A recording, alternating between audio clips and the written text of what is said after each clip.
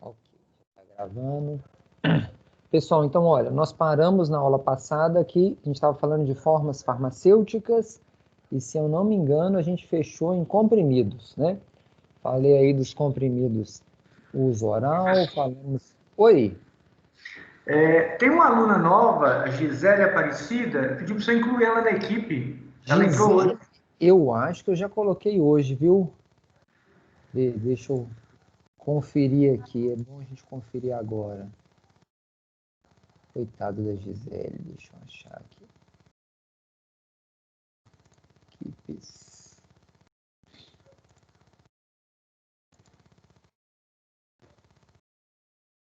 Só um minutinho, tá, pessoal? Só aproveitando o embalo aqui. Gisele. Isso, isso. Vamos ver aqui. Gisele de quê? Aparecida Pereira? E deixa eu ver aqui, Gisele Aparecida Pereira Campos. Tá inserida. Coloquei ela, tá bom? Obrigado. Avisa pra ela aí que ela já tá no meu time. O time meu é azul e branco, né? Ultimamente, Série B, tá uma coisinha meio difícil aí, mas não vamos misturar futebol, não, porque não tá numa época boa de falar de futebol, não, né? Deixa quieto. Vamos lá, deixa eu achar minha aula. Claudinei, Diga. boa noite. A Thaís Cristina também pediu Thaís para ser Cristina? incluída. Isso. Deixa eu ver a Thaís. Thaís dela é com TH ou não, hein? Sem o H.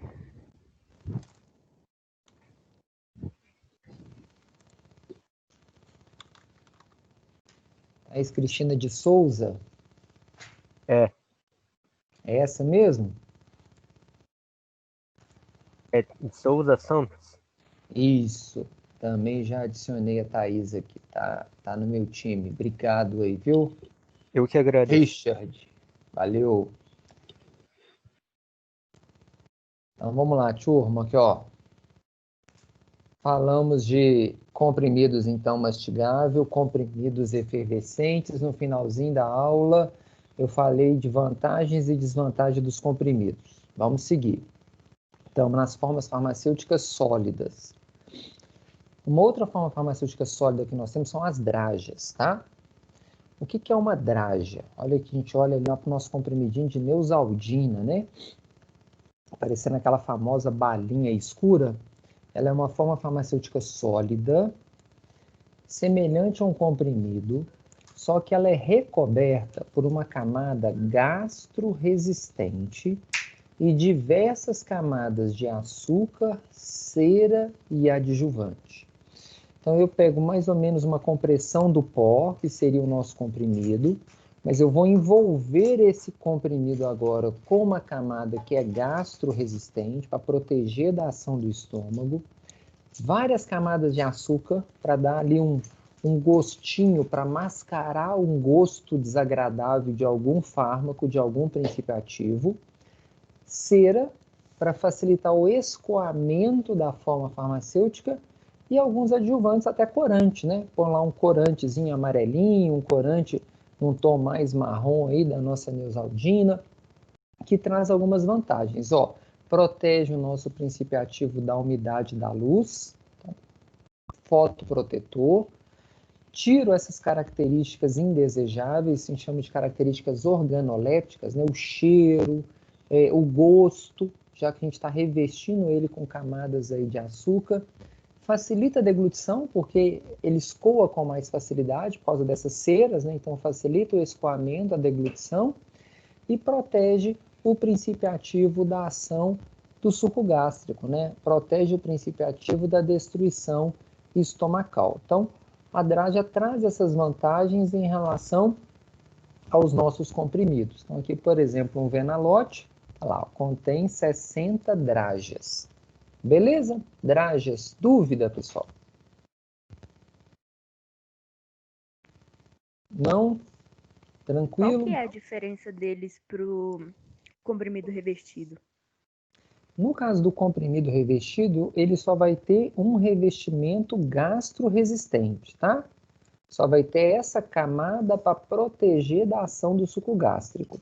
Ele não vai ter essas camadas de açúcar, nem camada de cera, que facilita o escoamento. Então, pode ser um comprimidinho pequenininho, um comprimidinho maior, gastroresistente, que seria o revestido, mas ele não tem essa característica de ocultar, né, de minimizar esse cheiro desagradável, esse gosto desagradável do princípio ativo. Beleza? Beleza, obrigada. Então, essa é a drágia. Cápsulas. As cápsulas são constituídas, né, por um invólucro de gelatina, seja uma gelatina dura ou uma gelatina mole, tá? De forma e capacidade variável. Vou ter cápsulas menores, vou ter cápsulas maiores, né? De formas, né, mais moles ou cápsulas duras. E dentro dessa cápsula a gente vai colocar um pó ou líquido. As cápsulas duras, a gente armazena os pós. As cápsulas moles, a gente armazena formas farmacêuticas ou princípios ativos líquidos, tá? Tem forma cilíndrica e é formado por duas partes que se encaixam, né? Hoje a cápsula é uma forma farmacêutica muito usada pelas farmácias de manipulação, né? As farmácias de manipulação não fazem a drágia, não fazem o comprimido, mas ela pega o pó e usa adjuvantes farmacêuticos e coloca dentro de uma cápsula gelatinosa, tá? Uma cápsula de gelatina. Também a gente utiliza muito as cápsulas nos nossos fitoterápicos, né? Que, por exemplo, um produto da Herbarium, tá lá, 45, 60 cápsulas. A gente usa muito cápsula, e aí no caso dos fitoterápicos, usa muito cápsulas transparentes. Aí eu tenho cápsula azul e branca, vermelha e branca, posso colocar as cores que eu quiser nessas duas partes que se encaixam, né? E vão vedar o nosso princípio ativo. E no caso de formas farmacêuticas líquidas, a gente pode utilizar as cápsulas moles ou cápsulas gelatinosas moles. Armazenamento de óleo, óleo de alho, óleo de romã. Então, eu posso colocar essas substâncias oleosas dentro de uma cápsula, né? Que seja uma cápsula mole. A gente não vai colocar na cápsula dura, porque isso vai ter extravasamento do líquido. A cápsula mole ela é toda vedada, né? Então, em um processo industrial, a gente tem uma vedação completa dessas duas partes dela, junto com o princípio ativo. Ok? Cápsulas. Dúvida, pessoal? Não, tranquilo? Não se deve, né? Tem que se evitar de abrir as cápsulas, né? Fica aí uma dica. Muitas vezes a pessoa tem uma dificuldade de deglutir a cápsula, vai e abre a cápsula e coloca na água. Não, não posso fazer isso, porque a gente acaba perdendo algumas características. De repente, o meu princípio ativo não pode ter afinidade com a água. Aí você abre a cápsula e joga o princípio ativo na água, a gente neutraliza o princípio ativo antes do paciente fazer a deglutição. Então, evita-se... Professor, abrir cápsula vegetal? Oi? Por que cápsula vegetal? Porque algumas pessoas só podem manipular medicamentos em cápsulas vegetais. Não é que só pode, não, tá? A gente vem numa cultura hoje, né, de veganismo, né, de pessoas que são veganas, que não querem consumir nada de derivados de animais, e essas cápsulas nossas, as cápsulas duras, a maioria delas são cápsulas de animais, tá? Feitas de colágeno animal. As cápsulas vegetais vêm para essa mudança de cultura da população mesmo. Eu não sou vegano, não quero nada derivado de animal, então eu posso fazer uso de uma cápsula que foi derivada de um vegetal. A forma de fazer a cápsula, nesse invólucro, foi utilizado fibras vegetais, tá? No outro caso aqui é mais usado o colágeno que vem dos animais, ok? Ok, obrigada. A pessoa fala, eu não quero cápsula de animal, eu quero cápsula de vegetal. Aí é questão de cultura mesmo da população. Pode falar. Claudinei, no caso, esses medicamentos capsulados, algum deles terão também como função, essa cápsula vai ter como função a proteção gastroresistente também ou não? Não. tá? Para que uma cápsula tenha proteção gastroresistente, eu tenho que fazer um revestimento nessa cápsula. Então, acontece com quem trabalha em farmácia de manipulação, talvez já ouviu falar de cápsulas revestidas. Aí eu pego essa cápsula, vou fazer um revestimento nela, seja com eudragite ou qualquer outra substância, e aí esse revestimento da cápsula garante essa proteção gastroresistente. A cápsula por si só, não, tá? Ela, na hora que a gente fizer a deglutição, ela vai abrir. Se você quiser fazer aí um pai e bola aí, pega uma cápsula dessa, coloca na água, você vai ver que ela vai inchar bastante. Nós vamos falar disso na nossa próxima aula, né, em farmacocinética. Ela se desintegra e libera o princípio ativo. Para ela conseguir oferecer essa proteção gastroresistente, ela tem que ter um revestimento na cápsula, tá? Ou Certinho, o princípio ativo já é revestido, né? Por exemplo, o omeprazol, ele já tem pellets gastroresistentes. Então, ele vem dentro de uma cápsula, mas ele tem umas bolinhas ali dentro. Essa bolinha reveste o princípio ativo. A cápsula por si só não, mas aquelas bolinhas ali dentro, elas são gastroresistentes, tá? Beleza? Então, cápsula, ok. Supositório também é uma forma farmacêutica sólida, tá?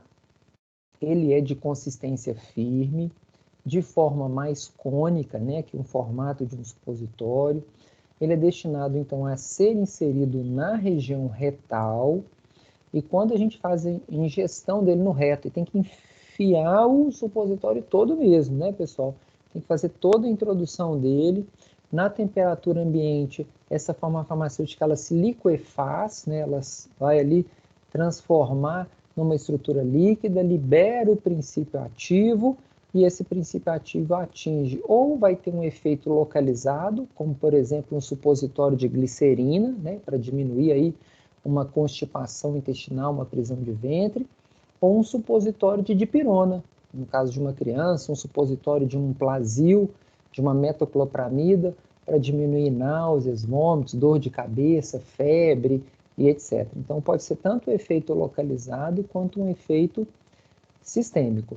Nesse caso, é importante realmente orientar o paciente, né, que supositório é para ser utilizado no reto, né, e não para ser deglutido, tá? Porque tem pessoas, se a gente não orientar, acaba partindo o supositório em pedacinhos pequenininhos e toma esse supositório por via oral. Não pode fazer isso. Diga. O supositório, ele teria uma ação mais rápida do que o comprimido? Sim, tá? Porque o supositório, essa região, né, retal, ela é muito vascularizada. Então, no que você faz a introdução, ele se liquefaz, ele já sofre uma absorção bem mais rápida. Já na via oral, quando eu faço a deglutição, eu tenho que desintegrar o comprimido para ele conseguir passar para a corrente sanguínea, que é menos vascularizado do que essa região retal, essa região anal. Então, o efeito ele é mais rápido. A gente vai falar de via de administração de medicamentos, mas é uma via muito usada para aqueles que têm dificuldade de deglutir comprimido, né? Criança, principalmente, né? Você dá um xaropinho para ela, no que ela deglute aquele produto, ou seja, bate e volta, já vomita imediatamente. Então, a gente pode utilizar essa outra via como uma via alternativa. Tá bom? Supositório, ok. Óvulos. Os óvulos também são formas farmacêuticas sólidas que, como supositórios, vão se fundir, né, se liquefazer à temperatura do corpo, vão liberar o princípio ativo e esse princípio ativo vai ser absorvido, só que o que diferencia o óvulo do supositório? Supositório, aplicação retal, o óvulo, aplicação vaginal, tá? Então, por exemplo, aqui um óvulo de albocresil, né, tá aqui descrito, ou óvulo aqui de metronidazol, né, como um antiparasitário, mesma coisa, né? Pegar o óvulo, injetar ele o máximo no colo, né, até chegar na vagina, o máximo que conseguir introduzir no canal vaginal, para que ele, na temperatura ambiente, esse óvulo se liquefaça, libere o princípio ativo para ele produzir o seu efeito terapêutico. Tá? Então, também é uma forma farmacêutica sólida. Beleza? Vantagem, então, das nossas formas farmacêuticas sólidas. É a principal forma farmacêutica utilizada hoje na incorporação dos nossos princípios ativos. O que a gente mais usa é forma farmacêutica sólida, principalmente os comprimidos, tá? A gente for olhar para a prateleira de uma farmácia, o que a gente mais vai ter são comprimidos nas prateleiras das farmácias. São fáceis de serem preparados, tá? É fácil o paciente se adaptar, né, ao tratamento, e eu posso ter liberação tanto de formas farmacêuticas sólidas que vão liberar rapidamente, como eu posso fazer uma forma farmacêutica de liberação lenta, de liberação prolongada ou liberação retardada, como a gente fala também na farmacotécnica. Formas farmacêuticas semissólidas.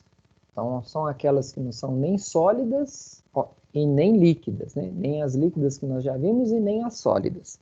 Elas são semissólidas, estão no meio do caminho. A gente tem as formas farmacêuticas semissólidas pastosas, né?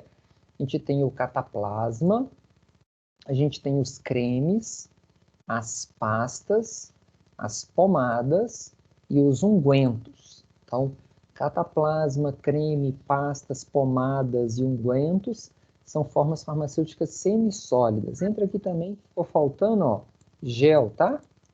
O gel também entra como forma farmacêutica semissólida, que eu não coloquei aqui nesse slide. Vamos falar Claudinei, Pode falar. também existe forma farmacêutica gasosa? Tem, a gente não chama de gasosa, a gente chama de outras formas farmacêuticas. Nós vamos falar delas também, tá? São as excepcionais aí. A gente vai falar daqui a pouquinho. Cataplasma. O cataplasma, eles são preparações, tá? Geralmente magistral, de aplicação tópica diretamente na epiderme, para produzir um efeito de uma vasodilatação local.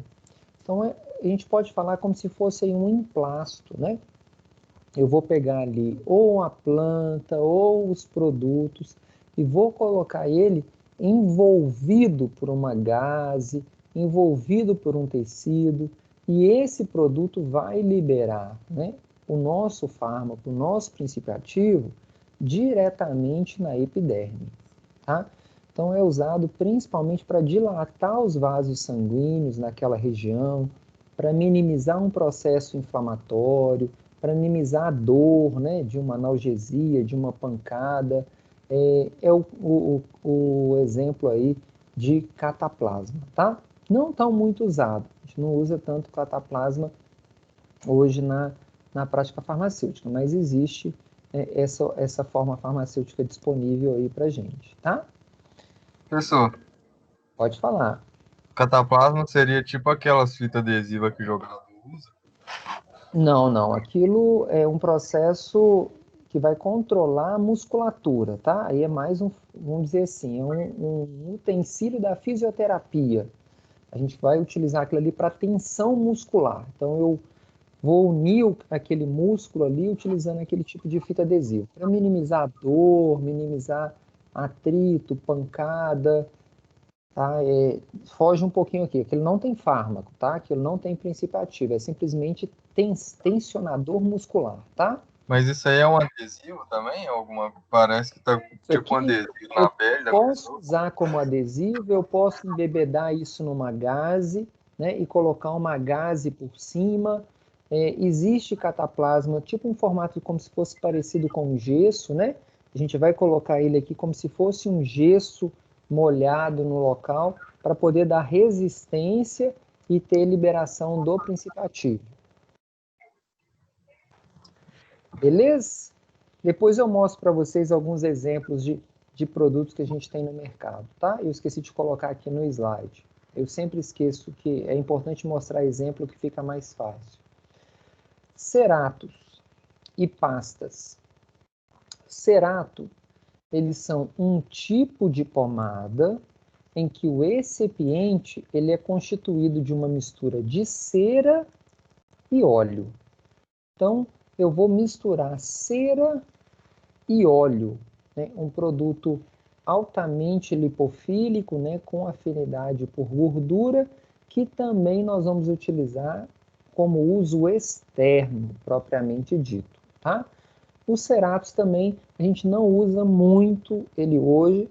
Eu uso o cerato realmente quando eu preciso de ter uma boa hidratação na pele, né? Um produto que vai ter uma ação bem forte na epiderme. É uma opção de ser utilizado.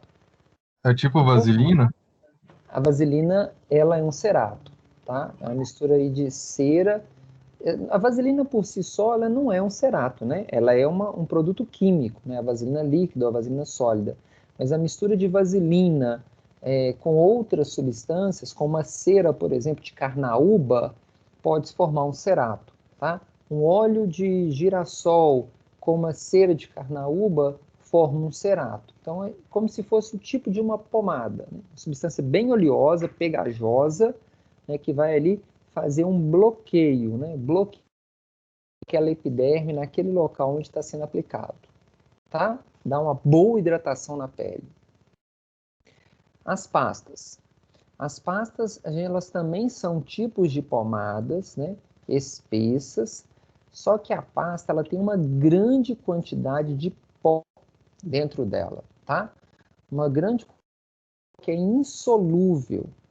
E com a presença dessa substância oleosa, ela vai formar mais ou menos um revestimento. As pastas, elas podem ser dérmicas, né, de uso tópico, ou também pastas de uso oral. A gente não usa muita pasta de uso oral, a gente usa mais ela uso externo. E a mais clássica que a gente tem é a pasta d'água, né? Pasta d'água usada aí nas queimaduras, né, luxações, então a gente coloca muito pó, óxido de zinco, benzoato de sódio e outros compostos, e coloca substância mais oleosa no formato aí de uma pomada para facilitar a fixação desses pós na pele do paciente, tá? Pasta. E a pomada? A pomada, elas são constituídas de uma fase única, tá? Uma base monofásica, extremamente rica em óleos. Então, a vaselina misturada com a lanolina forma-se uma pomada, tá? Então, uma mistura de lanolina e vaselina sólida, né? Mais lanolina, a gente tem uma base de pomada. Então, é um produto monofásico, oleoso, na qual a gente pode dispersar fármacos sólidos ou líquidos. Então, nessa base de vaselina e lanolina, eu posso colocar tanto o princípio ativo sólido quanto o princípio ativo líquido e misturar nessa formulação toda, tá? Então, eu vou ter uma base muito lipídica, com muito óleo, né? Como, por exemplo, a mistura de lanolina e vaselina. As pomadas são agentes, elas formam uma barreira protegendo a nossa epiderme, seja escoriada ou irritada. Possuem a consistência mais mole, destinada para uso externo, numa ação tópica e para fins de proteção ou lubrificação. Ou seja, a gente usa a pomada em regiões secas, um efeito no derme. Não vai conseguir penetrar a derme por ter essa característica extremamente oleosa, até pegajoso, né? É importante a gente entender da pomada, porque a gente também tem, por outro lado, os cremes, né? E o que o creme também é uma preparação semissólida, vai conter um ou mais agentes medicinais dissolvidos ou dispersos em uma emulsão. Olha, nós vimos lá em formas farmacêuticas líquidas as emulsões, que é aquela mistura de óleo e água. A substância emulsificante para misturar essas duas fases que não se misturam, que são imiscíveis. O creme vai acontecer mais ou menos isso. Eu vou ter uma fase oleosa, emulsificante, óleo e água. Qual que é a vantagem do creme em relação à pomada? os cremes são bem mais aceitos pela fácil aplicação e desaparecem com a fricção, né? Se eu friccionar a pele, eu vou ter penetração dessa minha forma farmacêutica pela epiderme e ele desaparece. Então, se eu quero um efeito mais profundo, eu uso o creme. Se eu quero um efeito mais externo, eu uso a pomada. A gente vai usar pomadas em regiões secas. E a gente vai usar o creme em regiões úmidas. Então, por exemplo, creme vaginal, tá? Cremes orais ou cremes que a gente possa realmente utilizar na pele, mas quando eu precisar de um efeito mais profundo. Então, tem vezes que o paciente vai chegar para você e vai falar assim, eu quero... Não pode ser creme, no caso dele tem que ser a pomada. O efeito é de um eczema, a pele está muito ressecada, tem que ser pomada. Vai ficar aquela coisa pegajosa, né, na pele do paciente, mas a necessidade de usar pomada. Então, para quem já trabalha em drogaria, muitas vezes o médico prescreve lá uma determinada substância, coloca lá um tubo e não especifica se é um creme ou se é uma pomada. E compete a nós, farmacêuticos, indicado pelo médico, a gente avaliar qual seria a indicação terapêutica e definir se o paciente vai levar uma pomada ou se ele vai levar o creme, ok? O que diferencia a pomada de pasta? A pasta tem muito pó, tá? Tem muito pó. As pomadas não têm tanto pó igual as... E aqui, ó, eu posso colocar princípio ativo líquido. A pasta não. A pasta eu só tenho princípios ativos sólidos, só em formato de pó. Ok? Dúvida aí, pessoal? Cerato, pasta, pomada, creme?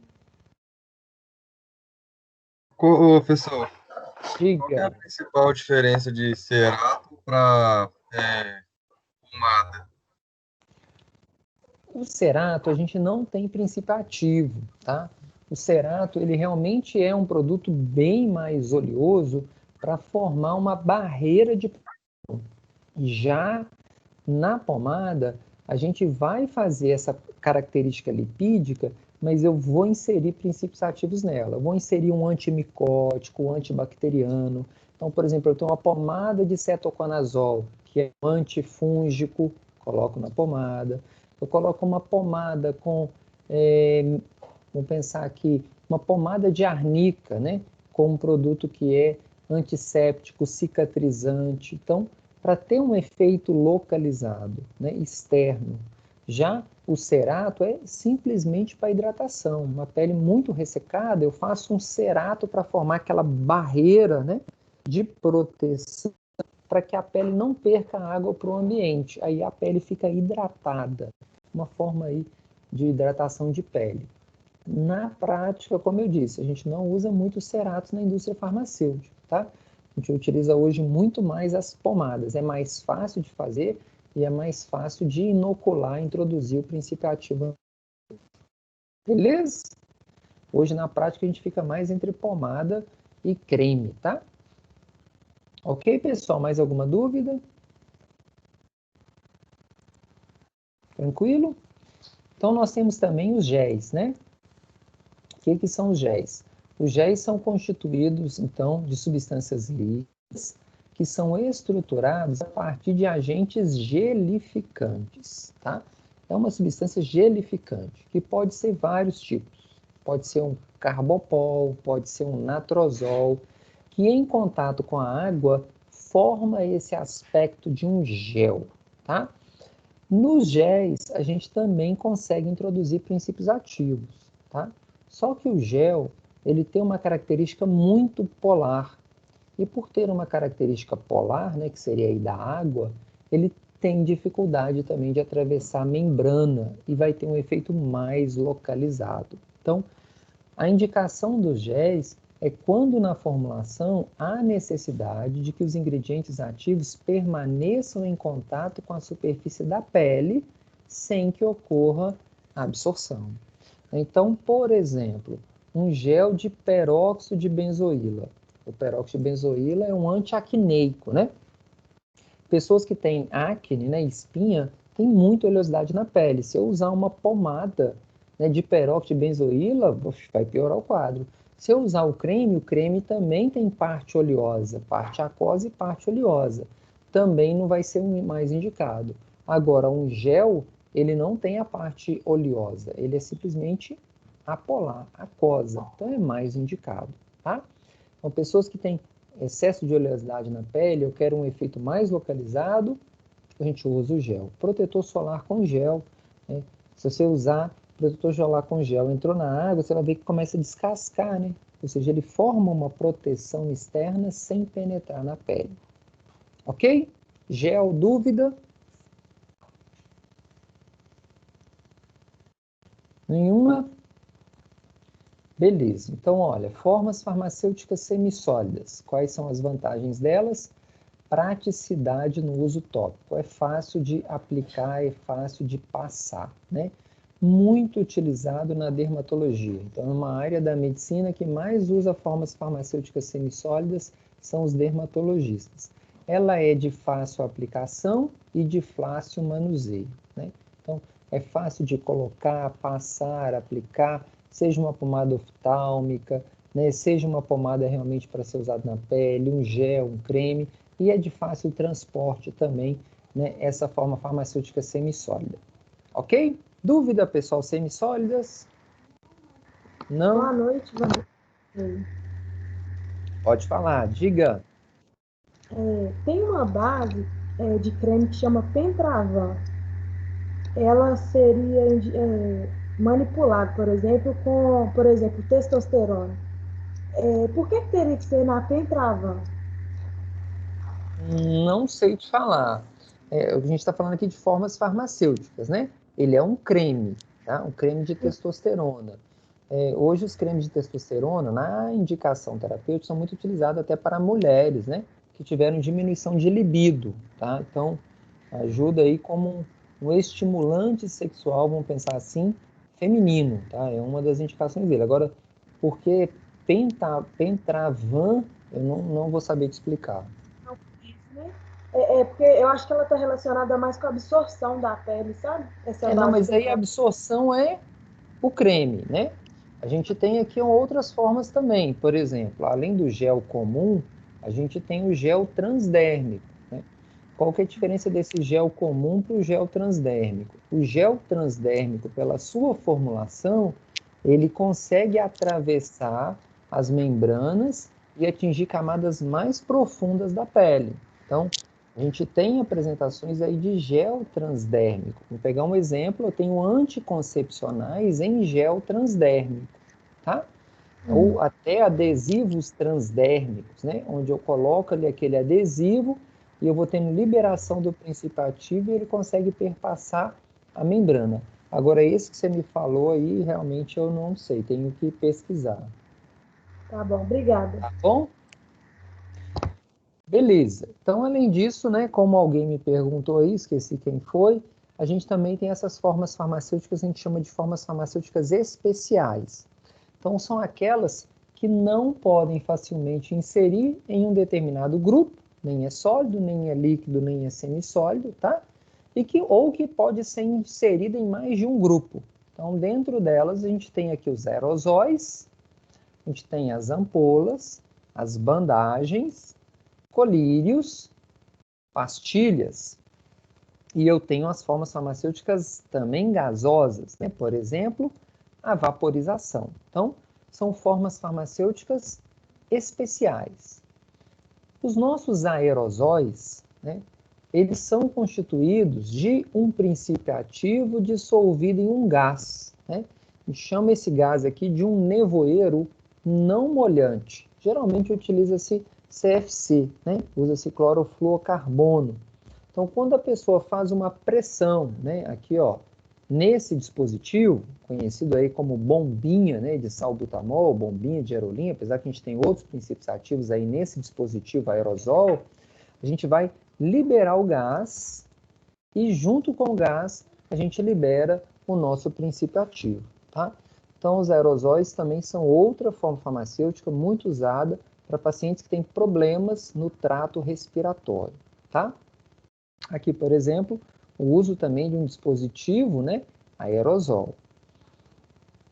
Spray. O spray também está no meio desse caminho. Eles são semelhantes aos aerosóis, o que diferencia o spray do aerosol. Aqui a gente não tem um gás, né?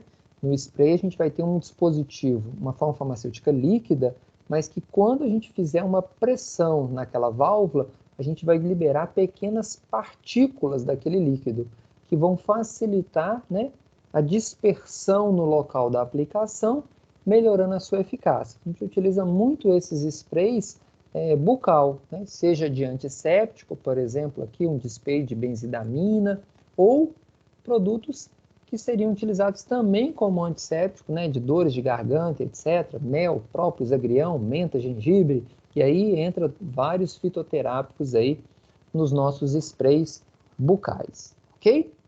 Então o spray também é uma forma farmacêutica especial aqui. As vaporizações, né? A gente está aqui diante de um vaporizador, a gente vai ali aumentar a temperatura da água, a água forma vapor, e junto com o vapor ela pode também levar alguns princípios ativos, antissépticos. Então, tem gente que coloca ali um Vic Vaporup junto com o vaporizador, ou coloca alguma substância antisséptica junto com a água, para na hora que fizer, né, a vaporização, né, a passagem do estado líquido para o gasoso, leva junto com ele alguns princípios ativos. Os vaporizadores estão meio fora de moda, né? Com a chegada aí dos nebulizadores, que formam partículas bem menores do que um vaporizador, e os umidificadores do ar, né, que tem partículas menores ainda, o consumo de vaporizador diminuiu muito pela população, mas não podemos esquecer, tem muita gente que ainda usa o vaporizador. As ampolas, também a gente classifica ela como uma forma farmacêutica especial, porque elas podem ser de vidro, como é a mais clássica que nós temos aqui, mas nós também temos ampolas de plástico, né? Muito usado no ambiente hospitalar, né? Com soro fisiológico, com glicose, um soro glicosado, né? Ou com algum outro eletrólito. Então, eu tenho tanto ampolas de vidro quanto ampolas de plástico. Pode ser colorida, tá? Geralmente a gente coloca uma cor mais âmbar, mais colorido, quando o princípio ativo ele sofre a ação da luz solar. Então, quando eu precisar proteger meu princípio ativo da luz, a gente coloca no âmbar. Se não precisa de fotoproteção, pode ser incolor, transparente, tá? E podem ser seladas, né? A gente faz um selamento aqui da ampola e eu coloco aqui dentro princípios ativos líquidos ou pó, né? Fica a critério. Posso usar tanto líquido quanto pó fazendo uma suspensão também, tá? Servem para facilitar a esterilização e conservação do nosso conteúdo, do nosso princípio ativo. O pó normalmente é utilizado nessa preparação, né, dos nossos solutos injetáveis, e o conteúdo de uma ampola pode ser aplicado por via parenteral. Então eu posso aplicar diretamente no músculo, na epiderme, na derme, posso aplicar na corrente sanguínea, mas eu posso também ter ampola de uso oral, né? A pessoa quebra ali uma ampola e toma, né, o líquido da ampola, ou também de uso tópico. Posso quebrar a ampola, jogar no cabelo, fazer massagem capilar, colocando ali alguns compostos para facilitar o crescimento capilar. Então, não significa que a ampola é só para uso injetável, né? Pensar assim, só parenteral. Não, também posso usar as ampolas para uso oral e também para uso tópico. Beleza? Pastilhas. As pastilhas são de consistência semissólida, elas ficam ali entre o sólido, né, e um líquido, então mais ou menos também consistência uma semissólida, em que o nosso fármaco é misturado a alguns adjuvantes auxiliares, a gente coloca corante, aromatizante, açúcar, né, sacarose, ou goma arábica para facilitar o escoamento da pastilha. São usadas seja para uso local, como é o caso aqui de um antisséptico, né? Uma Benalete, por exemplo, contra tosse, irritação de garganta, faringite, etc. Mas eu também tenho pastilhas antiácidas, né? Associando aqui hidróxido de alumínio, hidróxido de magnésio, nessa composição para que o paciente tenha a deglutição da pastilha, né? A pastilha, ela ajuda, né, a questão da facilidade, como se estivesse chupando uma bala ali, e eu vou liberando esse princípio ativo aos poucos, né? Não se deve mastigar as pastilhas, que a gente vai liberar uma quantidade maior aí de princípios ativos, para realmente, né, fazendo o uso da pastilha aos poucos, para que toda aquela pastilha se, né, dissolva, desapareça. Beleza? Então, pastilha também é uma outra forma farmacêutica. Dúvida aí, pessoal? A gente para por aí? Não. Tá? Tem muitas outras formas farmacêuticas, várias, tá? Vamos pensar que hoje algumas farmácias de manipulação produzem pirulito medicamentoso. Eu pego ali um pirulito e vou inserir na forma de um pirulito princípios ativos. A gente tem wipers medicamentosos. Wipers são lenços, aqueles lencinhos umedecidos, né? A gente utiliza muito para limpar a bundinha de criança de cocô, mas eu posso pegar um wipers e embebedar ele com princípio ativo também para ser passado na pele, para ter um efeito localizado. Então existem muitas outras formas farmacêuticas, né, que a gente pode estar utilizando os nossos princípios ativos. Dúvida, pessoal? Forma farmacêutica? Perguntem.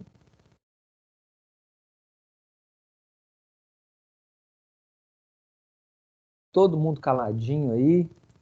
Entendi tudo que você falou. Deixa eu ver se alguém escreveu alguma coisa. Nada, nem no chat o povo está querendo escrever hoje. Eu sei que está frio.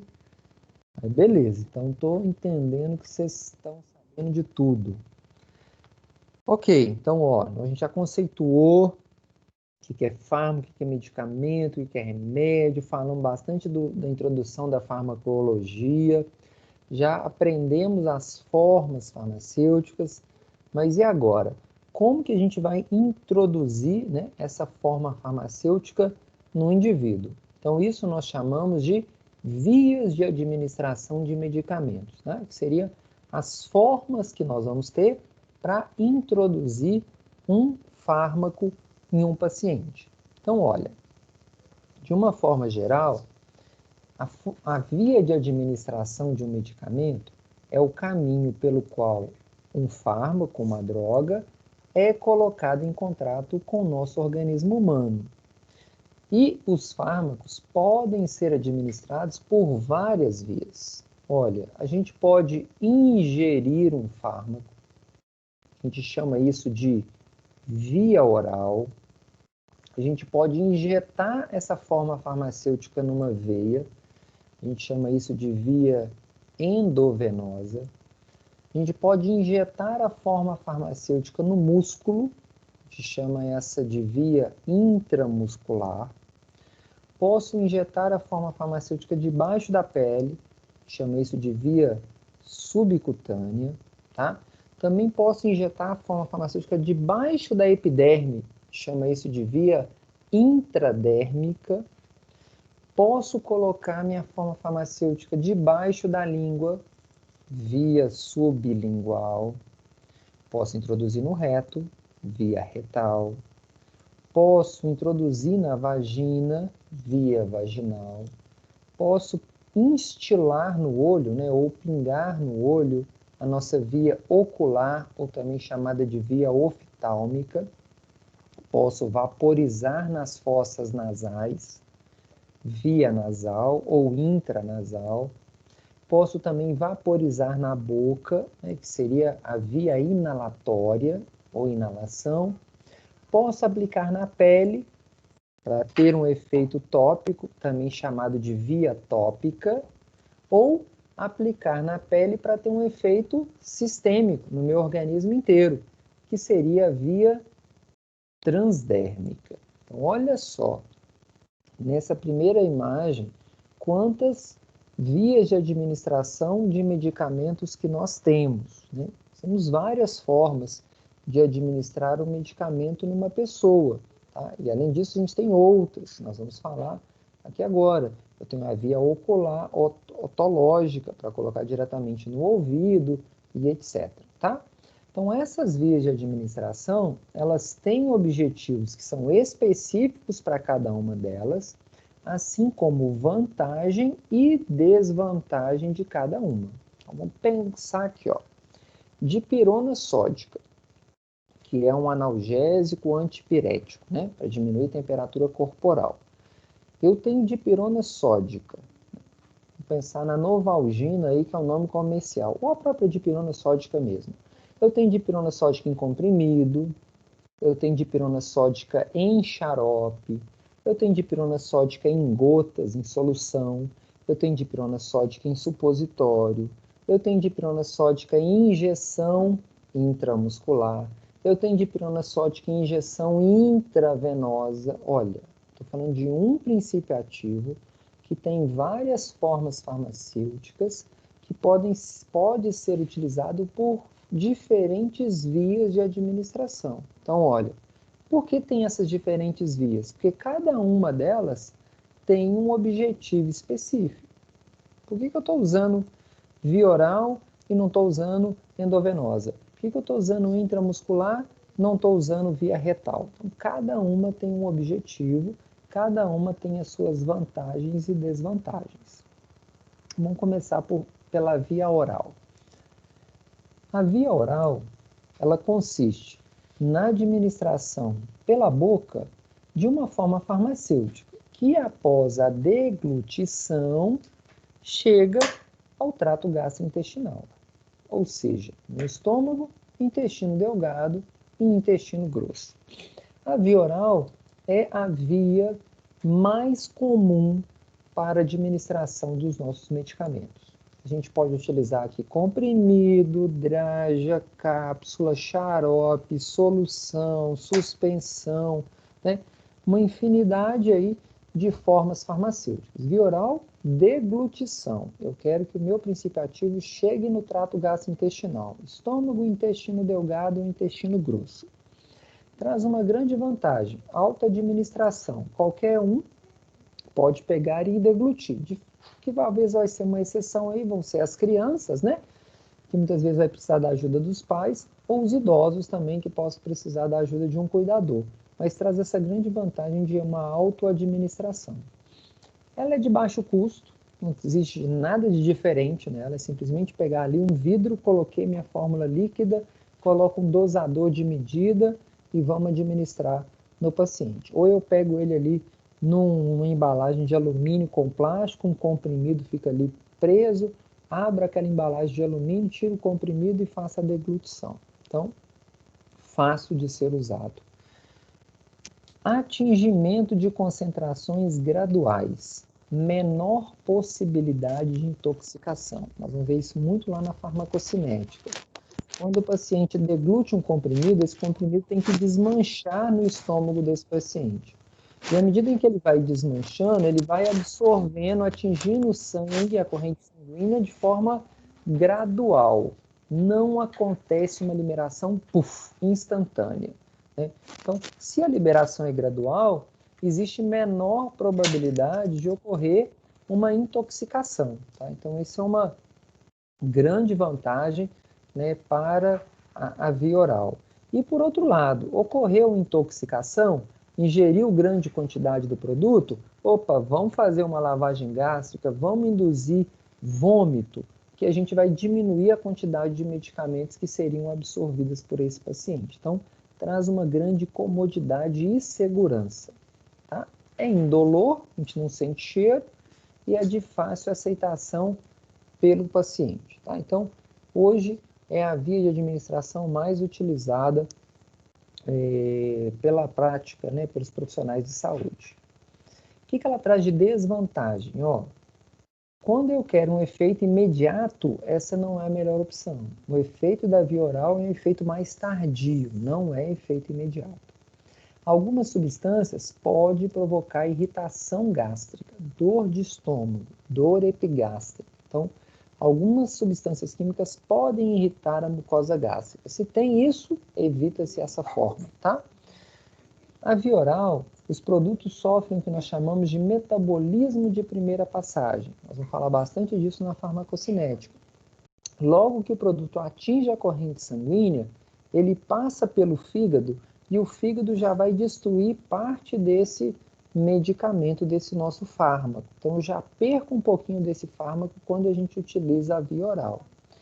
Também pode ter formação de compostos que não vão ser absorvidos com conteúdo gástrico. Dependendo da substância, ela pode reagir ali com ácido clorídrico e dificultar com que ela chegue no sangue. Então, essa substância também a gente não vai utilizar por via oral, tá?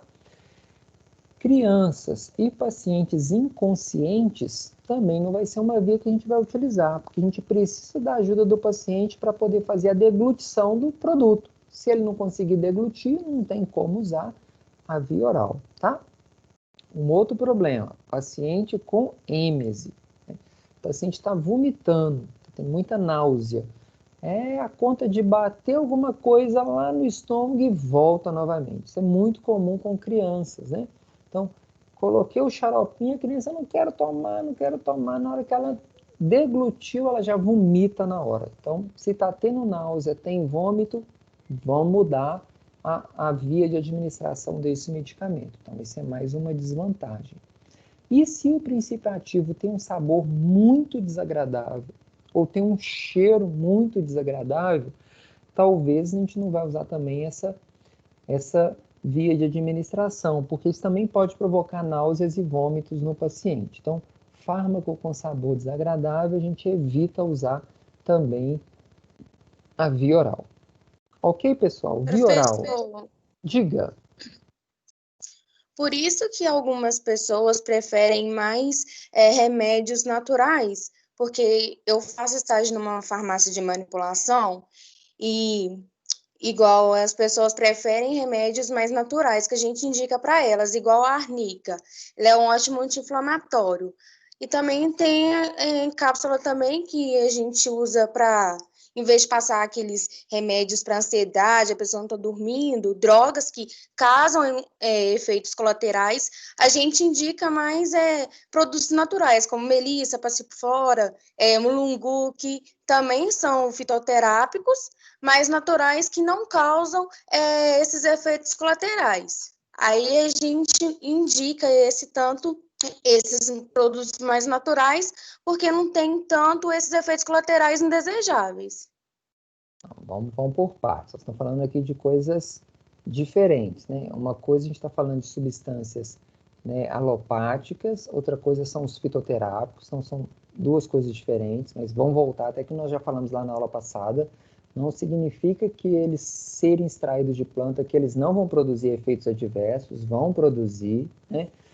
Alguns mais, outros menos, por isso a gente tem até alguns fitoterápicos que tem uma tarja vermelha na embalagem, então só que a gente tem um certo cuidado, que a gente pensa que ele é natural, ele não faz mal, faz, né? Então temos que ter um certo cuidado em relação a isso. O que eu estou falando aqui é da via de administração do produto, via oral. Então você que trabalha em manipulação, né, que faz lá, talvez não sei se você trabalha na pesagem, ou se trabalha só na área comercial, mas se você for para dentro de um laboratório na área de pesagem, vou fazer, por exemplo, uma cápsula de valeriana officinalis. Caramba, valeriana fede, mas fede e fede, que é uma beleza. O cheiro é muito desagradável. Então, se eu não conseguir, né, fazer, por exemplo, uma cápsula de valeriana, eu já consigo proteger um pouquinho o cheiro desagradável do princípio ativo. Agora, se eu fizer um comprimido de valeriana, não vai ter jeito, eu não vou conseguir eliminar isso. E aí fica difícil de ser administrado. Tá? Fazer um xarope, puxa, o cheiro vai ser insuportável. Então, eu estou falando que a via oral ela é muito boa, mas se o princípio ativo tem um sabor desagradável, fica difícil do paciente ter uma boa adesão a isso, sabe? Só dele pegar aquele produto na caixinha, já sentiu aquele cheiro, ele fala, não vou tomar esse negócio não. A gente tem que mudar o princípio ativo, mudar a via de administração, tá bom?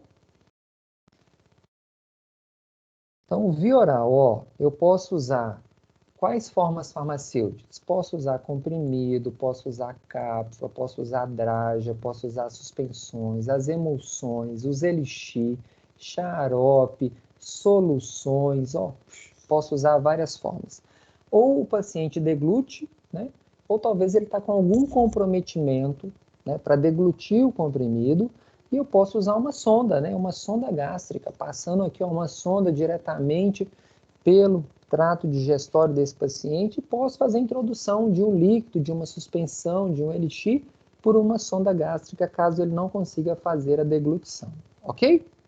Na deglutição, a gente precisa da ajuda do paciente. Aqui, a gente não precisa, a gente pode introduzir diretamente na sonda. Via bucal.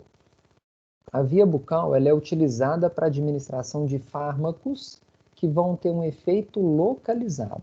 Então, eu quero um efeito local. Na via oral, o paciente vai deglutir e aquele princípio ativo vai agir em qualquer parte do organismo do indivíduo. Ele usou lá um comprimidinho de fluoxetina, está atuando lá no cérebro, diminuindo a depressão dele, né? Ou usou, por exemplo, uma passiflora incarnata, também vai no cérebro para diminuir um pouco a ansiedade, né, desse paciente. Então, a via oral a gente utiliza para ter um efeito sistêmico no corpo inteiro. A via bucal não, eu quero um efeito localizado, tá? Então, os fármacos estão geralmente associados a compostos que promovam maior aderência para compensar a ação diluidora da saliva. Que aqui a gente tem um problema, que é o nosso inimigo, a saliva. Tudo que a gente põe na boca, a gente aumenta a produção de saliva. Então, o que eu preciso? Tentar usar uma forma farmacêutica que ofereça maior aderência desse meu princípio ativo na cavidade bucal, tá? A gente utiliza aqui, ó, soluções, posso usar gel, colutórios, formas ora-base, que são bem adstringentes, né, vão aderir na mucosa bucal. Os dentifrícios, né, que a gente chama isso de pastas dentais, é uma forma farmacêutica. Posso colocar produtos antissépticos nas minhas pastas dentais, né? É uma pasta dental. Olha lá aquele exemplo de pasta que nós vimos, muito princípio ativo. Vernizes, dispositivos de liberação lenta.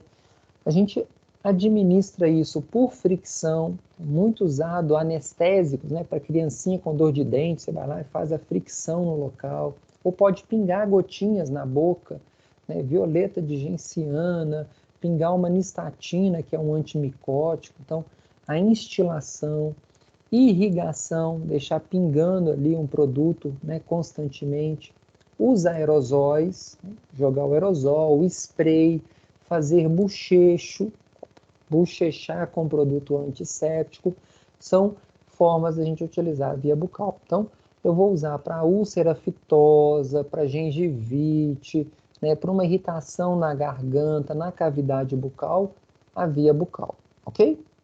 A gente não vai usar uma via oral para tratar uma coisa que está ali simples na cavidade bucal do paciente. Nós vamos usar a via bucal. Ok, pessoal? Dúvida? Via bucal?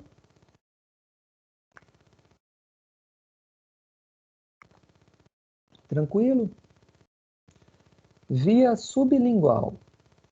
A via sublingual, nós vamos utilizar essa região aqui, ó, embaixo da língua, que é chamada de mucosa sublingual. Essa região debaixo da língua, ela é ricamente vascularizada. A gente tem muito vaso sanguíneo aqui debaixo, tá? E o epitélio, que é o tecido, ele é pouco espesso. Então, a gente consegue, na via sublingual, uma excelente absorção dos meus fármacos, né? Eles vão conseguir rapidamente atingir a corrente sanguínea e produzir um efeito sistêmico. Por quê? As veias, né, que percorrem essa região, que são as veias linguais, elas já vão desembocar diretamente na nossa jugular interna, que leva para o maxilar interno, que leva para a jugular externa, e atingiu a jugular externa, a gente tem a circulação sistêmica, vai para o organismo inteiro, tá? Então, o efeito é muito rápido, muito mais rápido que a via oral na deglutição do produto. E outra vantagem, a gente não tem o metabolismo de primeira passagem. O que é esse metabolismo de primeira passagem? Logo depois que a gente deglute o comprimido, ele atinge a corrente sanguínea, ele passa primeiro pelo fígado e é destruído. Aqui não passa pelo fígado, ele já está atingindo a circulação sistêmica e já vai direto para o seu local de ação, tá? o que nós utilizamos de forma farmacêutica? Comprimidos sublinguais. Ele foi feito para se dissolver na cavidade bucal. Então, os excipientes que nós utilizamos são excipientes que, em contato com a saliva, ele se dissolve, tá? Então, eles são feitos para colocar debaixo da língua e serem dissolvidos pela saliva.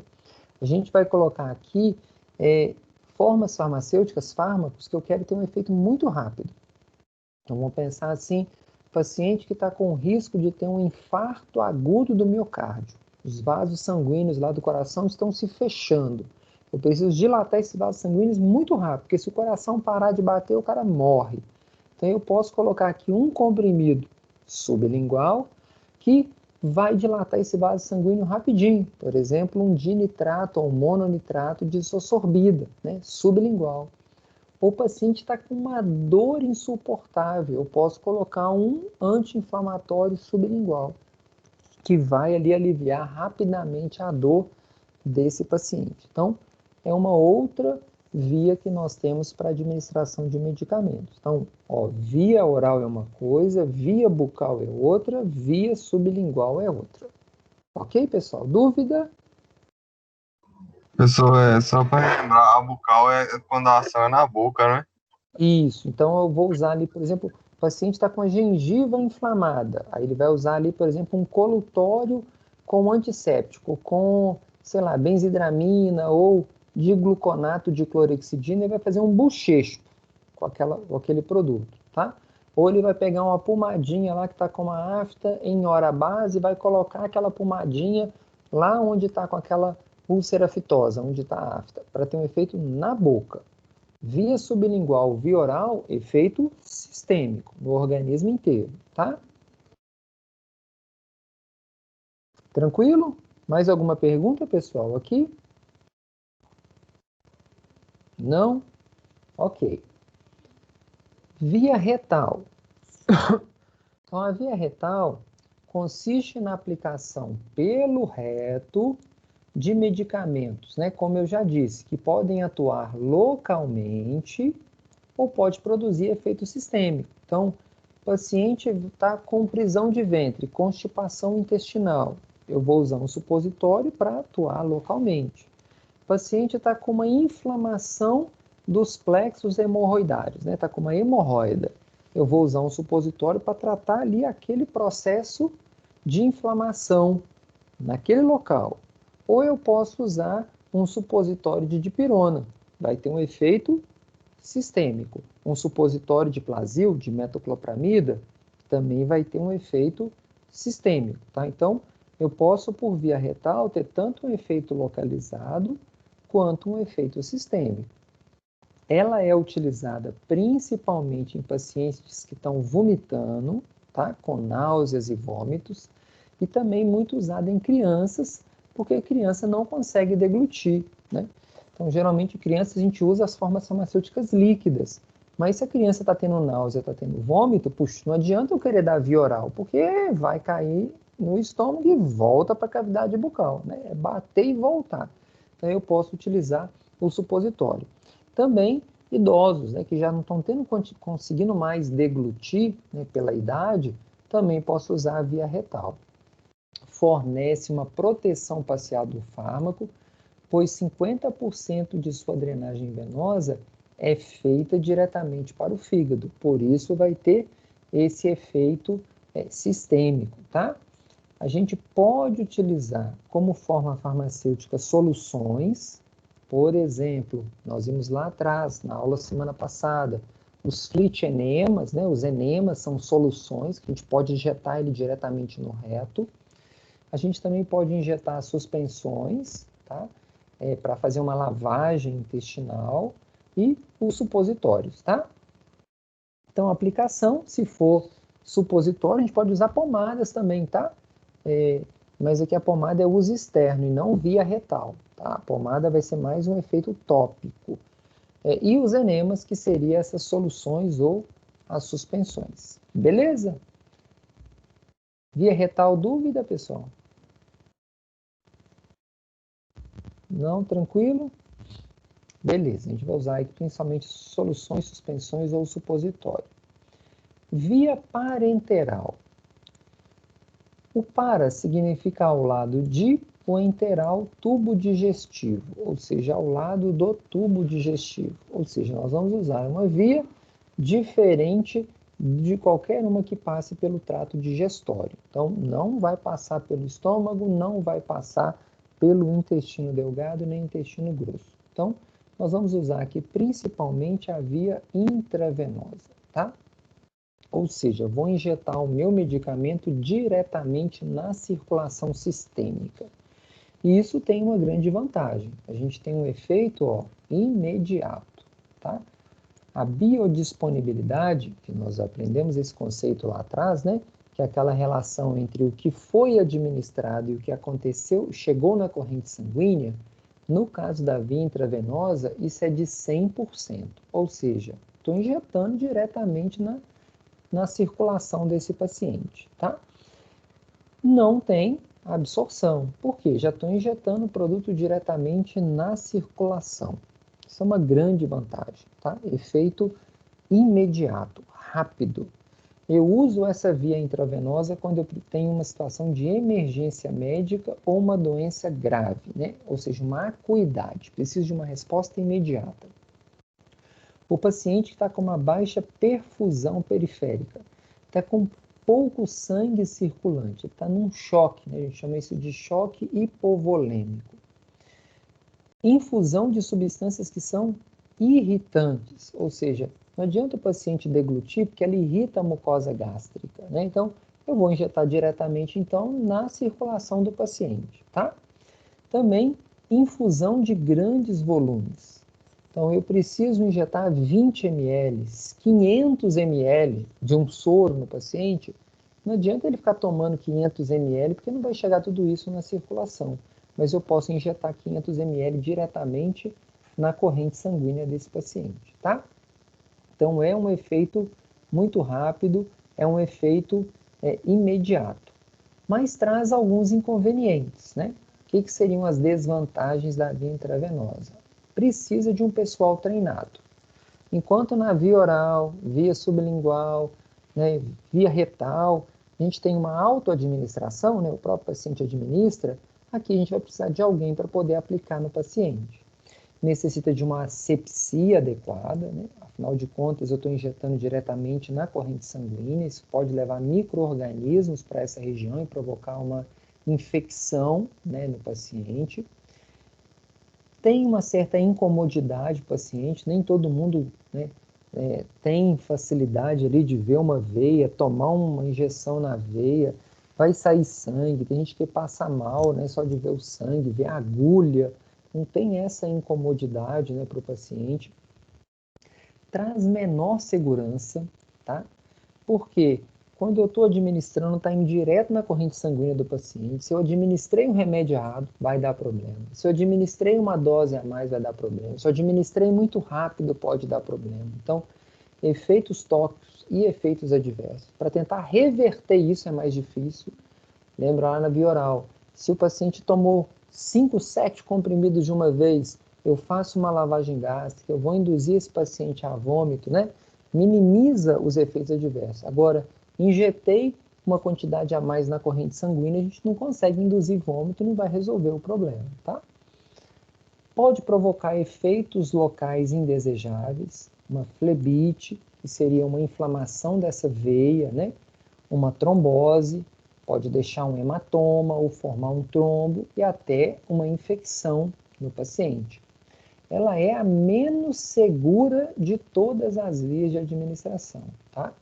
Tem esse efeito rápido, mas traz muita insegurança na administração.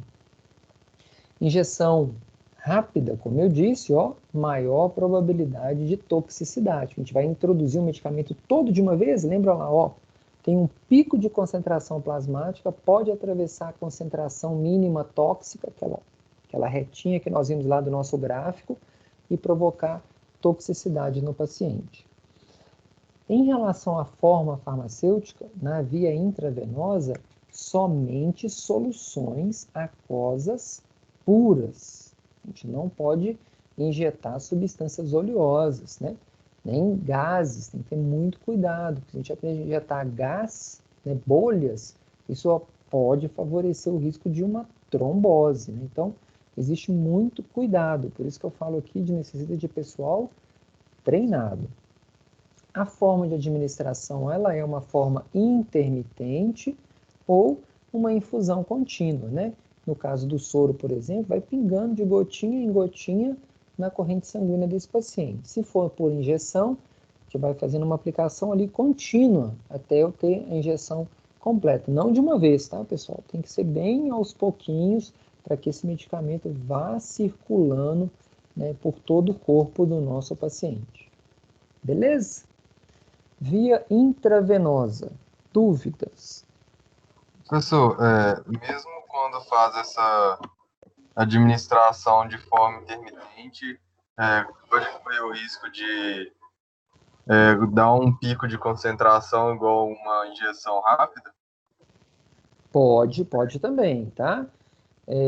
Depende muito da dose, né, que está sendo administrado, e tem os fatores também do próprio paciente. Então, eu vou fazer lá uma aplicação intravenosa, talvez de uma mistura lá, muito comum, de Buscopan, Plasil e dipirona, tá? Se eu faço uma injeção mais rápida, puxa, pode ter um pico de liberação de produto, que a pessoa pode ter uma queda de pressão arterial. E aí, na hora que eu estou aplicando ali, ela desmaia dentro do meu ambiente, né? E aí isso traz todo um desconforto durante o processo de aplicação, né? Uma total insegurança de aplicar um produto endovenoso no paciente que desmaiou ali, né?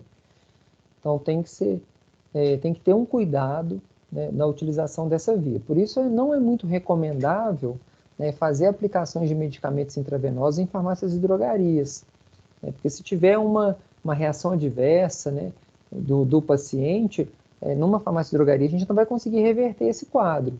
Já no hospital, eu tenho outros medicamentos ou outros instrumentos para tentar reverter, né, esse quadro indesejável do paciente. Ok? Mais alguém, pessoal? Via intravenosa? Claudinei, Diga. a injeção que eles usam, né, de insulina para diabético, seria a via intravenosa também? Não, a gente não injeta insulina diretamente na circulação, tá? As insulinas são administradas por via subdérmica, né? Ou subcutânea, desculpa, tá? Por via subcutânea. A gente vai administrar ela no tecido subcutâneo. A gente não usa insulina por via oral, porque a insulina, ela é uma proteína.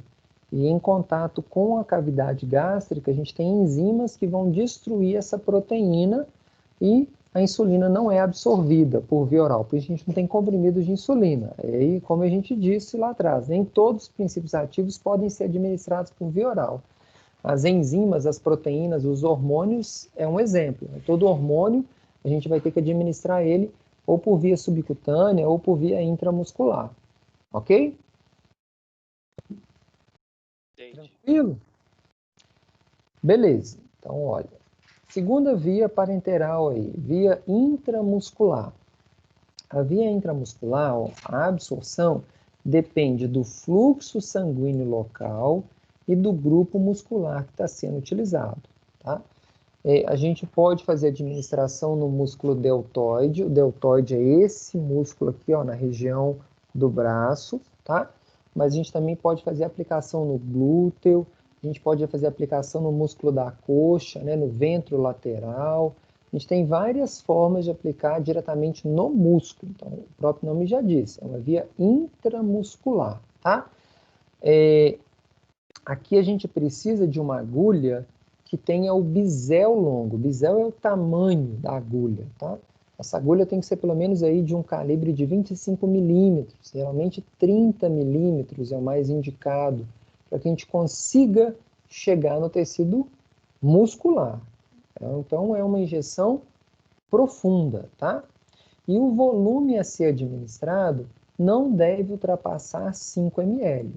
Lá na via intravenosa, eu falei aqui, ó, a gente pode administrar grandes volumes, quantidade, 500 ml, 1 litro, estou administrando no sangue do paciente.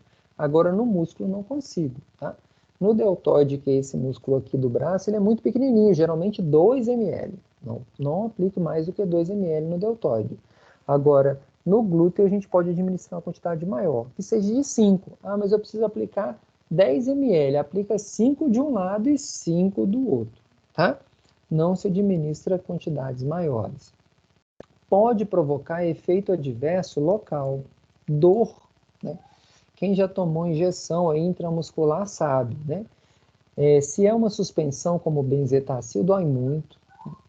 Algumas das meninas aí talvez fazem uso de anticoncepcional injetável, né, intramuscular, e uma substância oleosa também provoca dor. Desconforto, né, para poder sentar.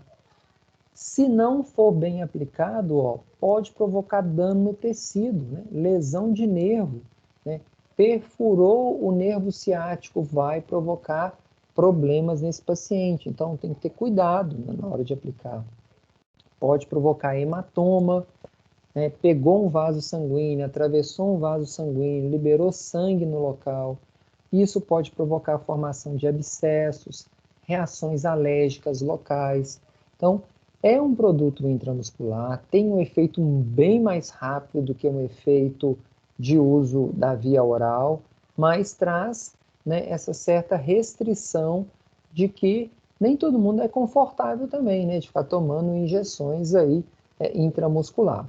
Então, a gente pode administrar solução aquosa, a gente pode administrar fórmulas oleosas ou suspensões, tá? Aquosa é solução, então provoca, o que vai doer aqui realmente é a agulha penetrando o tecido, né? Que seria aquela tensão do paciente. Mas as oleosas e as suspensões, elas vão trazer bastante desconforto para o paciente, tá? Dúvida, pessoal, via intramuscular?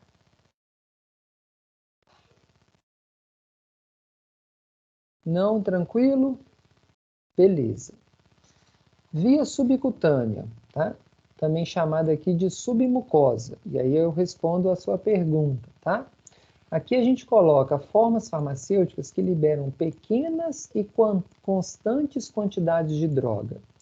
A gente utiliza muito a via subcutânea, ó, na medicina veterinária, em animais de pesquisa e até em seres humanos. A gente utiliza muito a via subcutânea para aplicar os hormônios, né, no caso aí da insulina. A gente administra a via subcutânea para aplicar as vacinas, né, então as vacinas são administradas por via subcutânea.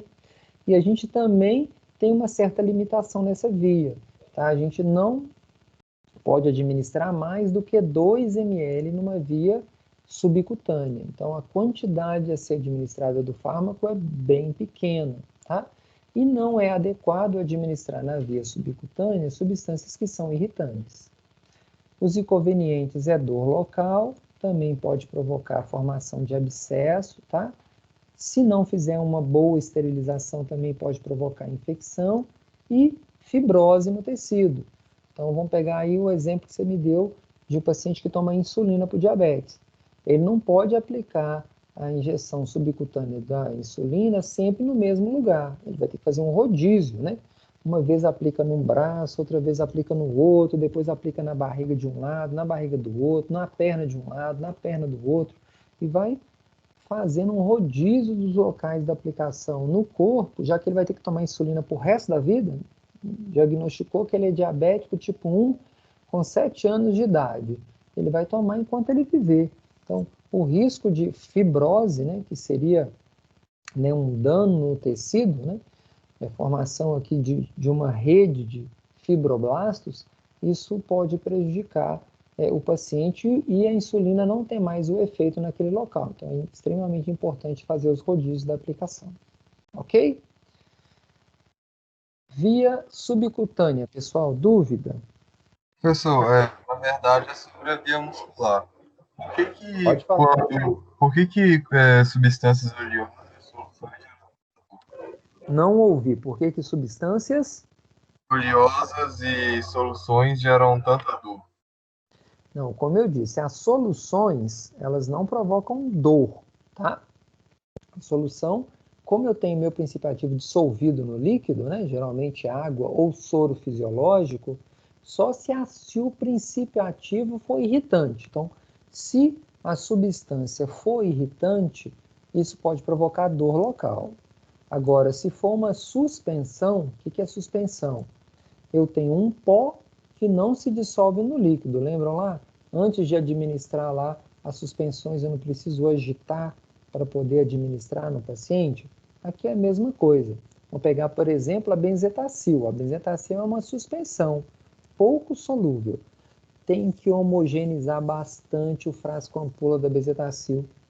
Na hora que você vai fazer o puncionamento dela, se você não fizer uma boa homogeneização, pode entupir a agulha, né?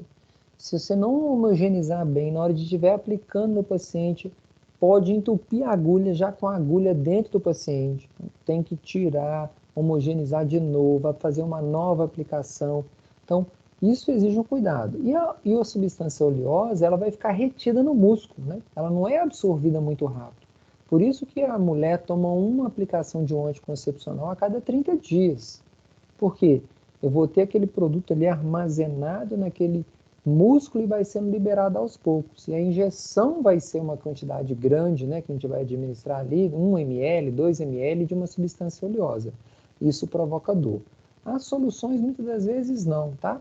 Vai aplicar uma injeção de dexametasona, ali na hora vai ser só a questão da agulha mesmo, e aí muitas vezes fala que o aplicador tem a mão leve, né? Não fez o paciente sentir dor.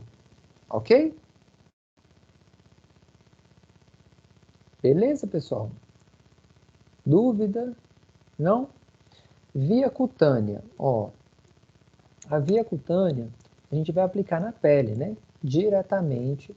Se uma pele é íntegra, a gente tem a pele como uma barreira. Então, esse produto vai produzir um efeito tópico, né? Um efeito somente ali na pele.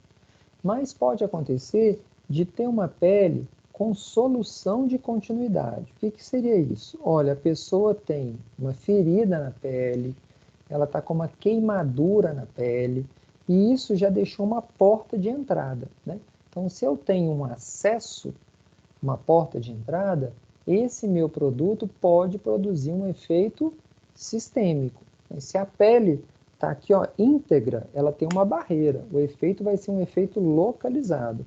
Agora, se tem uma continuidade, tem uma ferida, né, tem uma queimadura no local, tem chance de ter efeito sistêmico. E se tiver efeito sistêmico, existe possibilidade de produzir efeitos tóxicos, ok? A absorção depende da área de exposição, né, quantidade de produto que passou na pele do paciente, depende do princípio ativo, se ele tem mais afinidade por gordura, porque nossa pele é rica em gordura, né? A gente tem uma camada grande aí de lipídios na pele, depende da temperatura, depende também do estado de hidratação da pele. Quanto mais hidratada a pele, maior a facilidade de retenção desses princípios ativos. Na via cutânea, a gente pode utilizar soluções, creme, pomada, óleo, loções, unguento, geleia, adesivos, né? Adesivos transdérmicos, gel, ó, suspensão, tintura. Eu posso aplicar, posso irrigar, posso instilar, posso friccionar, posso usar aerosol, muito usado, né? Os aerosóis tópicos na pele, por atletas, né? Jogadores de futebol, usam muito aerosol para aumentar, né, a irrigação, a entrada do princípio ativo no local. Ok? Então, eu posso usar a via cutânea tanto para ter um efeito localizado, quanto também para ter um efeito sistêmico. Depende do princípio ativo, depende da forma farmacêutica, depende da estrutura da pele do nosso paciente. Beleza? Dúvida, pessoal? Via cutânea? Não? Ok. Via respiratória. Professor, Pode falar. boa noite. O que é unguentos? É isso mesmo que fala? Unguento. Unguento é uma mistura de óleo e pomada, tá? Eu vou misturar um óleo com uma pomada e vai fazer uma substância bem mais oleosa. Por isso que o próprio nome já diz, unguento. Unguento, no passado, era como se fosse a banha de porco. Ah, tá. A gente usa hoje uma mistura de óleo com a pomada. Fica uma estrutura bem oleosa, para realmente ter um efeito de hidratação e uso externo na pele, tá? Tá bom. Ok, obrigada. Via respiratória. A via respiratória compreende a mucosa nasal, né, desde a mucosa nasal até os alvéolos pulmonares. Na via respiratória, a gente pode ter um efeito localizado, mas eu também posso ter um efeito sistêmico. Então, vamos pegar lá. O paciente está com uma rinite alérgica, tá? Uma alergia nessa mucosa nasal. Eu vou usar uma forma farmacêutica intranasal e vai ter um efeito localizado, só nessa região. Mas eu posso utilizar a via nasal até para ter um efeito sistêmico, dependendo do produto. Algumas vacinas são administradas diretamente no nariz, né, nessa mucosa nasal. Eu posso usar um aerosol, que no trato respiratório vai produzir um efeito sistêmico, ok? Então, a inalação de gases ou de pequenas partículas, sejam elas líquidas ou sólidas, geradas por uma nebulização aerosol. Então, um soro fisiológico, né? Na hora que eu for fazer a aspiração de um soro fisiológico, está eliminando partículas líquidas para poder lubrificar, umidificar a minha mucosa nasal, um efeito localizado, ok? Então, qual que é a vantagem? Permite a aplicação de pequenas doses, com poucos efeitos adversos, quando eu tenho esse efeito localizado, mas também pode ser utilizado para administrar produtos para ter um efeito sistêmico. Olha, eu tenho já perspectivas de insulina intranasal, insulina por via inalatória, por via respiratória. Então, a gente já tem novas formas hoje de uso de outros fármacos por essa via respiratória. O pulmão é ricamente vascularizado, tá? Então, alguma substância que é utilizada pode ter um efeito sistêmico ou um efeito localizado. Por exemplo, o paciente pode usar um aerolim, que é um salbutamol, para ter um efeito localizado, para minimizar uma constrição dos brônquios. Então, uma obstrução brônquica, uma secreção brônquica que está aumentada. Eu posso utilizar essa via para poder minimizar esse efeito, seja ele um efeito localizado, seja ele um efeito sistêmico, ok? Então, a via respiratória hoje é uma grande alternativa para as doenças do trato respiratório, seja da mucosa nasal, seja no trato respiratório inferior. Beleza? Dúvida, pessoal, via respiratória? Claudinei, a questão daquele metabolismo primário, então, também não vai existir aqui, né? Também não tem, tá, Adriana? Quando a gente usa via respiratória, o efeito ele vai ser localizado, atingiu a corrente sanguínea e já espalha para o corpo inteiro, tá? Geralmente só vai ter aquele efeito de metabolismo de primeira passagem, nós vamos falar bastante disso lá na nossa próxima aula. Quando eu usar via oral ou quando eu usar via retal, tá? É quando a gente vai ter esse efeito de primeira passagem. As outras vias, isso não vai acontecer. Ok, pessoal? Tranquilo? Vamos seguir, ó. Via conjuntival e via geniturinária. Aqui na via conjuntival e geniturinária, eu estou buscando um efeito localizado, tá? Se é na conjuntiva, a gente vai usar aí, ó, soluções, né? Muito usado, a gente chama isso de colírios, tá? Mas eu posso usar também cremes e pomadas. A gente tem pomadas oftálmicas e cremes oftálmicos para ser usado na via conjuntival. Se eu quero um produto que vai ser utilizado na parte mais interna, a gente vai usar as soluções, né, que seriam os nossos colírios. Mas, porventura, o paciente está com uma inflamação na conjuntiva, eu posso usar aqui um creme, né? Se o paciente está com um tersol, posso usar uma pomada, para ter um efeito mais externo. E na geniturinária? A gente usa muitos óvulos vaginais, tá? Existem as geleias, também posso usar creme, pomada a gente não usa, né?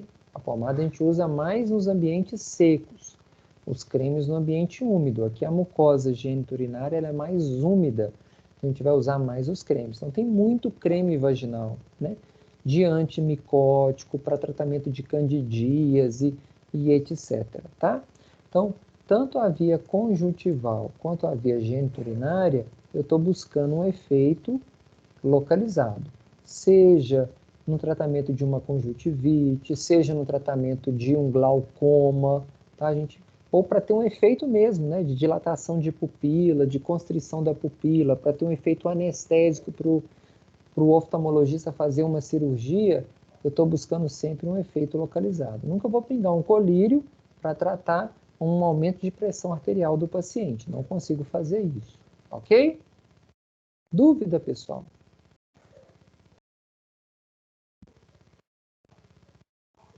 Tranquilo? Beleza.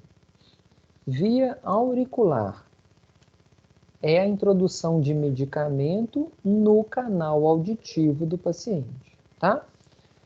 Aqui a gente vai utilizar medicamento diretamente no canal auditivo.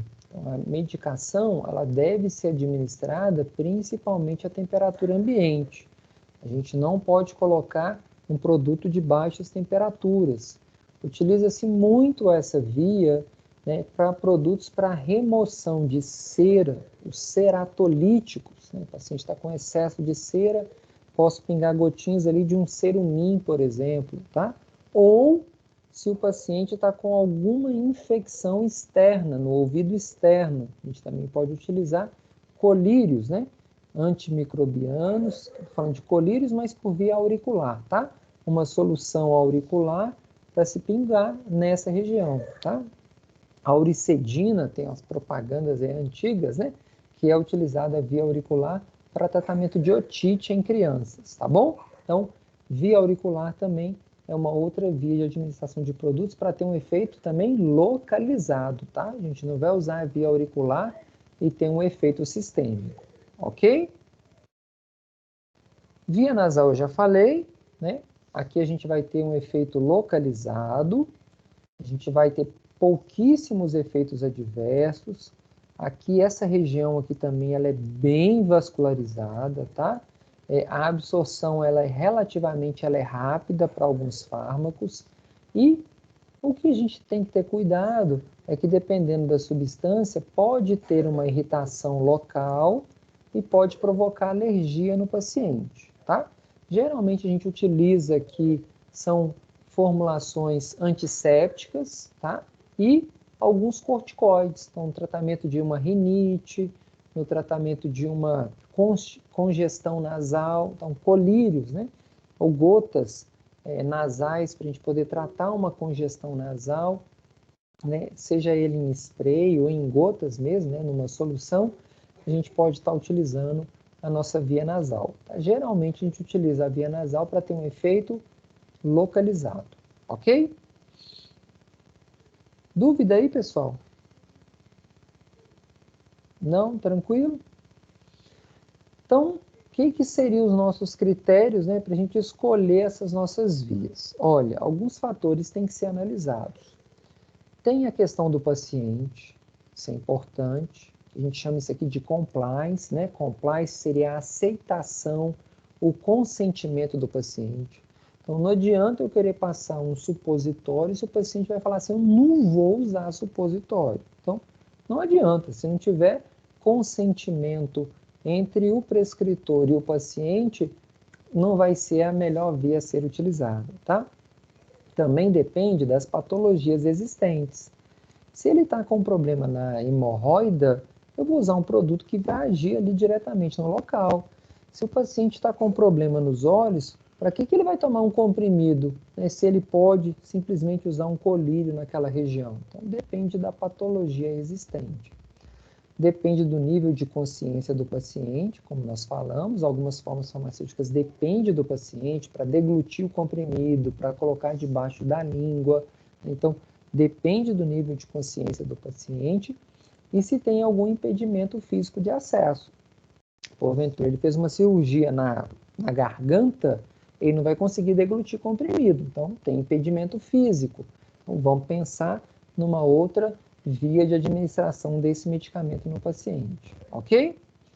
Também depende do medicamento, das propriedades físico-químicas do produto, se ele é solúvel em água, se ele é solúvel em óleo, a estabilidade desse produto em meio ácido, a constante de acidez desse fármaco, as características organolépticas, o cheiro, o sabor, o gosto do princípio ativo e também as características farmacocinéticas. Como eu disse, olha, todo mundo queria tomar um comprimidinho de insulina, né? Existe consentimento do paciente, beleza, mas o princípio ativo não pode ser administrado por via oral porque ele se desintegra, né, no meio ácido. Então, depende das características também do medicamento. Então, depende da característica do paciente, depende do medicamento.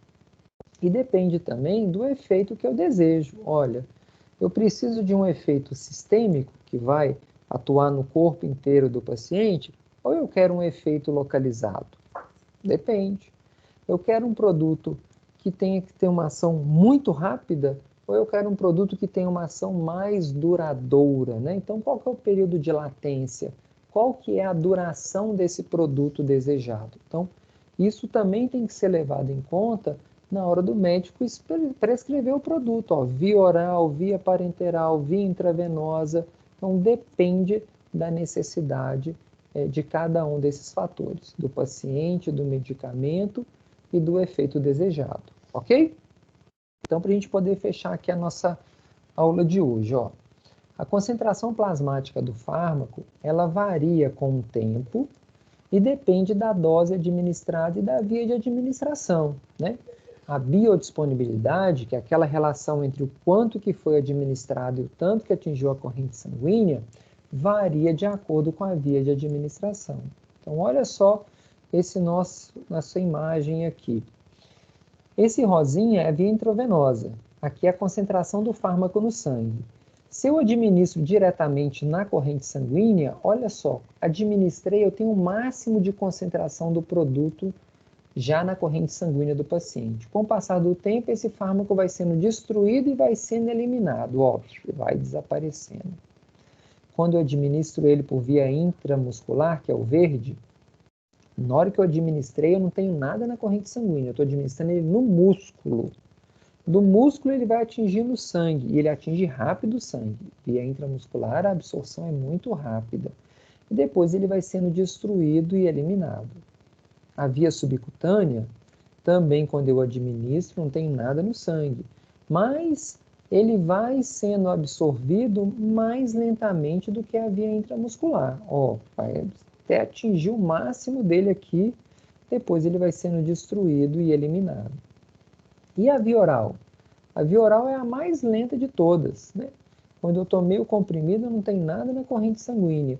Mas aos pouquinhos, esse meu princípio ativo vai atingindo a corrente sanguínea, chega no máximo dele, e depois ele vai sendo destruído e eliminado, tá?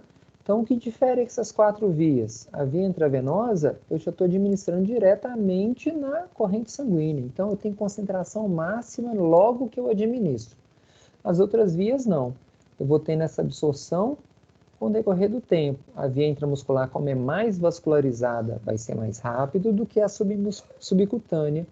E a subcutânea, como é mais vascularizada do que a via oral, também vai ter um efeito mais rápido do que na via oral. Mas, por outro lado, a via intravenosa, o efeito é muito rápido, mas passa muito rápido. Olha como é que cai a curva. Já a via oral demora a produzir o efeito, mas o efeito é duradouro, vai durar por longo período de tempo. Então, esses fatores também têm que ser analisados, né? Se eu quero um efeito rápido, eu quero um efeito duradouro, tudo isso tem que ser levado em conta.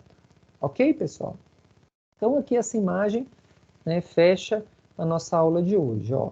Eu posso administrar esse produto por via oral, por via retal, diretamente na pele, por via bucal, via sublingual, por via intravenosa, por via intramuscular, né, diretamente sendo inalado pelo paciente, e em cada via esse produto entra em contato com o meu organismo. Se eu administrar ele por via oral, ó, ele vai atingir o intestino, E do intestino ele chega no sangue, chega no plasma. Se eu administrar na pele, ele é administrado na pele, e da pele ele pode atingir o sangue. Se for por via bucal ou sublingual, ele é absorvido pela mucosa e chega no sangue. Se é intravenosa, opa, já vai direto para o sangue. Nós vimos isso aqui agora. Se é intramuscular, ele vai ser aplicado no músculo e vai para o sangue. Aqui, intratecal é diferente, a gente está aplicando direto no líquido céfalo-raquidiano, muito utilizado nas anestesias, né? Peridural, que administra diretamente ali próximo da medula, para que esse produto tenha um efeito muito rápido, ó, uma neutralização do cérebro e vai para o plasma. Se for por inalação, eu estou administrando no pulmão e do pulmão vai para a corrente sanguínea, tá? E chegou na corrente sanguínea, esse nosso produto vai ser eliminado, né? Ele vai ser destruído pelo fígado, principalmente, né? O fígado é o nosso metabolizador, vai destruir esse produto para que esse medicamento se transforme em metabólitos e seja eliminado, principalmente pelo rim. Nós vamos ver lá na nossa aula de eliminação. A principal via de eliminação dos fármacos é o rim, pela urina. A maioria dos fármacos vão ser eliminados pela urina. Mas, no intestino, parte dos nossos medicamentos podem chegar no sangue. Parte segue o intestino e vai embora junto com as fezes. Tem medicamento que nem chega no sangue, ele já é eliminado junto com as fezes. Nós vamos ver bastante exemplos disso, tá? Alguns produtos podem atingir as glândulas mamárias, ó, e ser eliminado junto com o leite materno. Olha o cuidado, crianças em processo de amamentação, né? Então, se tem medicamento que vai ser eliminado pelo leite materno, olha, a mãe que está amamentando não deve fazer uso desse medicamento, porque senão a criança pode ingerir esse fármaco. Também pode ser eliminado pelas glândulas sudoríparas, juntamente com o suor. E, cuidado, alguns produtos na corrente sanguínea podem atravessar a placenta e atingir o feto. Olha, e alguns medicamentos podem provocar danos importantes no feto. E aquilo que chegou no pulmão pode ir para o sangue, mas também pode ir embora na hora que a gente expirar o ar, né? Inspirei, expirei. Na hora que eu estou expirando, esse medicamento também pode ser eliminado. É o que nós vamos ver na nossa próxima aula, tá? Isso aqui, absorção, distribuição, metabolização e eliminação, é as etapas da farmacocinética, que é o assunto da nossa aula de quinta-feira e de terça-feira da próxima semana. Beleza, turma? Dúvidas?